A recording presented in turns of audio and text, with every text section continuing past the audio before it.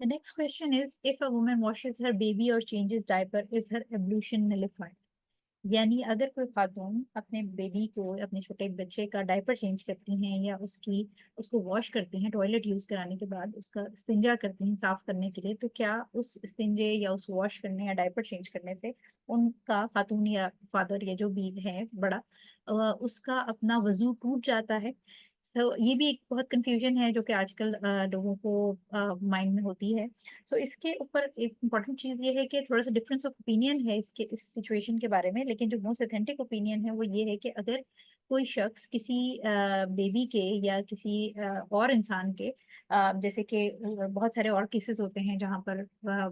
जो ख्याल रखना होता है किसी डिसेबल्ड पर्सन का, उसको वॉशरूम वगैरह यूज करवाना होता है, जैसे नर्सिंग में होता है, बेड रिडन पेशेंट्स वगैरह होते हैं। इस केस में अगर कोई शख्स किसी और के प्राइवेट पार्ट्स को बगैर लस्ट के, यानी बगैर शहवत के या बगैर कोई अट्रैक्शन या सेक्सुअल इंक्लिनेशन के हाथ लगाता है, तो उससे वजू नहीं टूटता। जो कि ऑब्वियसली जब आप अपने बच्चे को धुला रहे होते हैं या अपने बच्चे का डायपर चेंज कर रहे होते हैं, किसी और भांजे भतीजे या किसी छोटे बच्चे का डायपर वगैरह चेंज कर रहे होते हैं, तो उसके अंदर कोई सेक्सुअल इंटेंशंस नहीं होती। लिहाजा जो ऑथेंटिक ओपिनियन है वो ये है कि ऐसे केस में बच्चों का जो प्राइवेट पार्ट्स आप वॉश करके धुला रहे होते हैं, उनको साफ कर रहे होते हैं, डायपर चेंज कर रहे होते हैं, इससे जो इंसान ये काम कर रहा है उसका एब्ल्यूशन या उसका वजू नहीं टूटता। बिकॉज यहाँ पर कोई भी शहवत की या सेक्सुअल इंक्लिनेशन, सेक्सुअल डिजायर।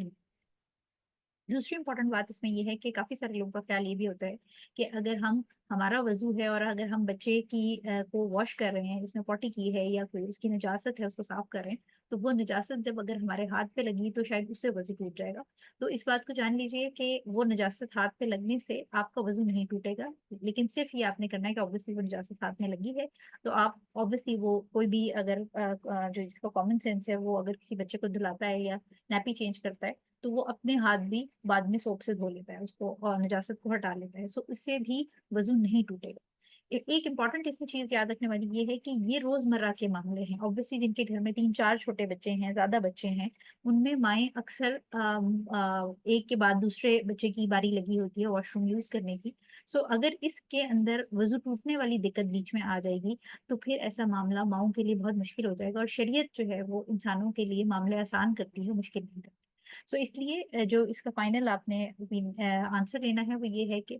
अगर कोई माँ या कोई बहन या कोई और बड़ा अपने बच्चों को वॉश करता है, उनका डायपर चेंज करता है, धुलाता है उनको वॉशरूम यूज करने के बाद, तो इससे उनके अपने वजू पे कोई फर्क नहीं पड़ेगा और उनका अपना वजू वैलिड रहेगा। And Allah knows best.